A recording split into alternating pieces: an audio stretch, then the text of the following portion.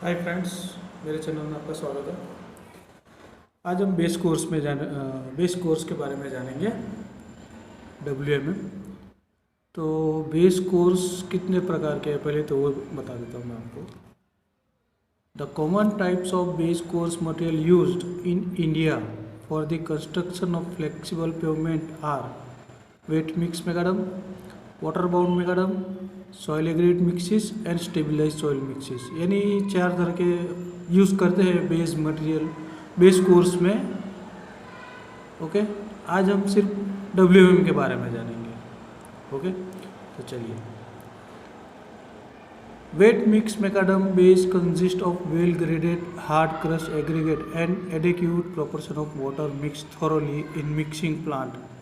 The wet mix is spread over the proposed sub-base course with a mechanical prever and roller to be dense mass।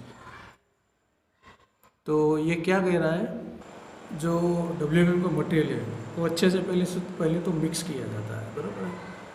फिर उसको एक layer की तरह layer wise उसको बिछाया जाता है मैकेनिकल प्रेवर की मदद से। ओके, और जो WMM है वेट मिक्स मैकाडम, इसके लिए जो मटेरियल यूज़ होता है वो 2 प्रकार के यूज़ होता है। तो उसका जो ग्रेडिंग है, ग्रेडेशन किस तरह से होता है वो भी समझ जाओगे। और कितना मटेरियल ग्रेड 1 ग्रेड 2 ऐसे 2 प्रकार के हैं। तो ग्रेड 1 में कौन सा मटेरियल यूज़ होगा और किस सीयू से पास करता है, कितना परसेंटेज। ग्रेड 2 में कौन सा मटेरियल यूज़ होगा और किस सीयू से पास होता है, कितने परसेंटेज में, वो हम जानेंगे। ओके, तो पहले देखिए ग्रेड 1 में देखेंगे। 53 mm की सीयू में से 100% पास होता है। 45 की सीयू रहेगी तो 95 to 100 रहता है। Okay, 22.40 60 to 80%। और 11.20 mm की जो सीयू रहेगी उसके अंदर से वो 40 से 7%, 40 to 60% तक वो ये होता है। ओके, पास होता है। फिर 4.75 इसके अंदर से 25 to 40% मटेरियल पास होता है बाय वेट।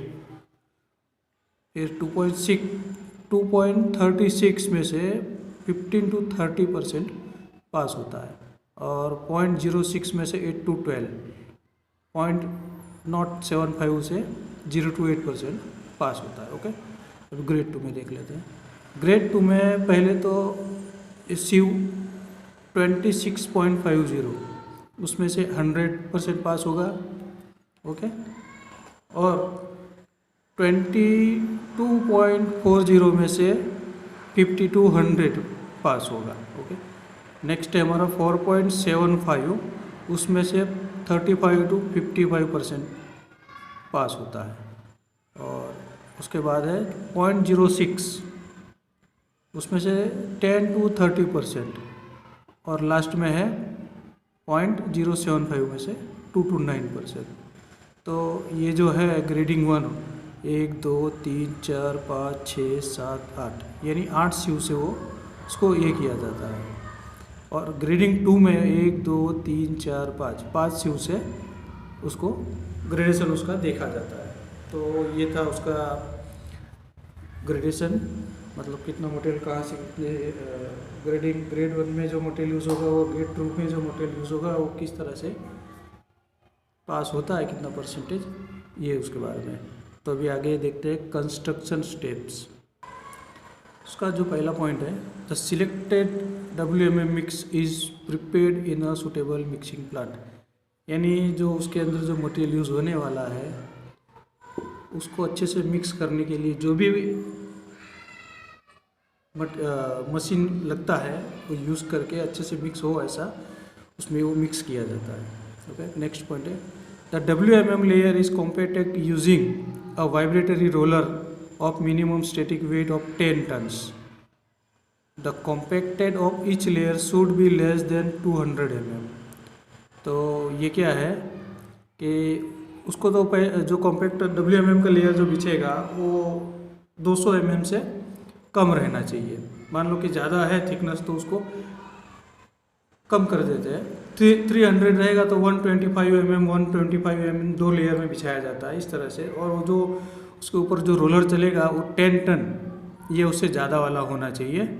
ओके, और मान लो कि ज़्यादा है थिकनेस 200 से डबल है यानी 400 है तो 200 या उससे कम जो भी सूटेबल हो उस तरह से उसको बिछा के उसके ऊपर रोलर चलाया जाता है और अच्छे से उसको कॉम्पैक्शन किया जाता है। Rolling is done starting from the lower edge and proceed to toward the centre of the undivided carriageway और toward the upper edge of the divided carriageway. यानी ये क्या कह रहा है, अगर आप रोलर WMM के जो रोलर चलेगा तो रोलर जो है रोड में कैम्बर दिया जाता है। 1 मिनट में आपको दिखा देता हूँ। ये मान लीजिए रोड है तो उसके अंदर कैम्बर दिया जाता है, बीच में डिवाइडर हो सकता है या नहीं भी हो सकता, लेकिन अपन डिसाइड कर दे। तो जो ये डिवाइडर मान के चलिए इतना, ओके, और ये रोड है तो रोलर जो चलेगा नीचे की साइड से होना चाहिए, ये लाइन में, ये इस डायरेक्शन में होना चाहिए। ये होने के बाद ऊपर के लेयर में आना चाहिए, ये नहीं कि ऊपर से नीचे की तरफ। ओके, तो ये ध्यान रखना कि नीचे से करते जाना है, पहले तो लोअर साइड है उसके ऊपर रोलर चलाना चाहिए, उसके बाद में ऊपर की साइड में। ओके, समझ गए? हाँ। If the total design thickness of WMM base course is 250 mm, the base construction in 2 layers each of compacted thickness 125 mm। जो मैं आगे आपको बताया कि यहाँ पे क्या बोल रहा है कि भाई 250 mm की डिज़ाइन की हुई है WMM की। ओके, तो उसको 2 लेयर में उसको डिवाइड कर दो, मतलब 125 mm की होने के बाद 125 mm का लेयर बिछ जाए, उसको अच्छे से कॉम्पैक्शन हो जाए, उसके बाद में दूसरा लेयर 125 mm का बिछाना चाहिए। ओके, अगला point, the WMM surface is checked for defects. No traffic shall be allowed before a bituminous surface course is constructed। यानी ये क्या कह रहा है कि WMM का जो सरफेस है वो अच्छे से हुआ है या नहीं, उसके अंदर कोई डिफेक्ट हो गए कि नहीं है, ये सब चेक करना चाहिए। और जो बिट्यूमिनस ऊपर जो ऊपर उसके ऊपर बिट्यूमिनस का लेयर आएगा वो होने के बाद ही उसके ऊपर ट्रैफिक छोड़ना चाहिए, उससे पहले ट्रैफिक छोड़ना नहीं चाहिए। Okay, after the WMM layer is dried for at least 24 hours in dry weather, the preparation for laying a bituminous pavement layer में start by applying the prime coat. ये क्या कह रहा है, जो हमारा WMM की लेयर बिछ गई है उसको कम से कम 24 घंटे तक उसको रहना देना चाहिए ड्राई वेदर में सूखने के लिए, मतलब अच्छे से वो सेट हो जाए इसके लिए। ओके, फिर उसके ऊपर जो बिट्यूमिनस की लेयर बिछेगी उसको बिछाने से पहले प्राइम कोट करना चाहिए, फिर बिट्यूमिनस लेयर बिछानी चाहिए। ओके, अब क्वालिटी कंट्रोल्स के बारे में जान लेते हैं। Quality controls checks during the construction of WMM base course. The sample of coarse aggregate collect are subject to relevant laboratory check the various values of Los Angeles aberration value or aggregate impact value combined and elongation index। ये जो सब test दिए हुए हैं तो उसके लिए पहले तो लेबोरेटरी में भेज के उसको चेक करवाना चाहिए। कौन कौन से, पहले तो एंजलस एबरेशन वैल्यू या इम्पैक्ट एग्रीगेट इम्पैक्ट वैल्यू, फिर कंबाइंड एंड इलोंगेशन इंडेक्स, तो ये पहले चेक करवाना चाहिए। Next, the gradation of combined mix of coarse and fine aggregate that check. यानी जो मटेरियल यूज़ होने वाला है WMM में, तो उसका जो ग्रेडेशन है मैं आपको जो आगे दिखाया टेबल में उसके हिसाब से है या नहीं वो चेक करना चाहिए, यानी उसका सीवीआर एनालिसिस ग्रेडेशन करना चाहिए, मतलब समझे। ओके, नेक्स्ट है OMC and MDD check in laboratory. ये क्या कह रहा है, ऑप्टिमम मॉइस्चर कंटेंट और मैक्सिमम ड्राई डेंसिटी जो है उसको पहले लेबोरेटरी में चेक करवाना चाहिए। ओके, नेक्स्ट पॉइंट है परमिसिबल टॉलरेंस +10 and -10। तो ये क्या है, अगर मान लीजिए लेयर बिछ गई है, WMM का लेयर हो गया है, उसके अंदर फिर थिकनेस चेक किया जाता है। तो थिकनेस में आप प्लस 10 mm ज़्यादा है तो कोई दिक्कत नहीं है, और 10 mm कम है तो भी दिक्कत नहीं है। इससे ज़्यादा हो तो उसको फिर ठीक करना चाहिए बाद में अगले काम। ओके, अभी last, Moore have suggested that minimum one set of aggregate impact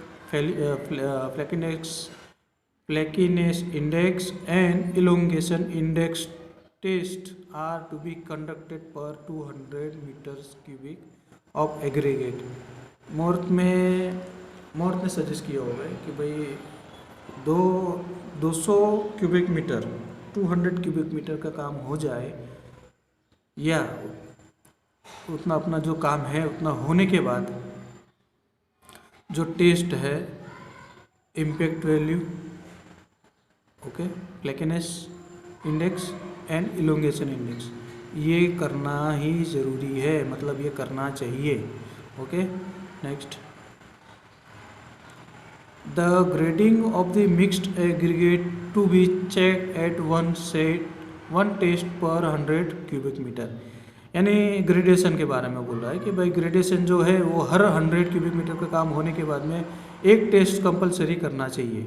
okay, minimum one density test per 500 metre square on each compacted layer is also to be carried out, यानी 500 स्क्वायर मीटर का area में जो हो गया है काम, 500 square metre area में बिछ गया है WMM, तो उसके अंदर भी डेंसिटी टेस्ट एक करना चाहिए।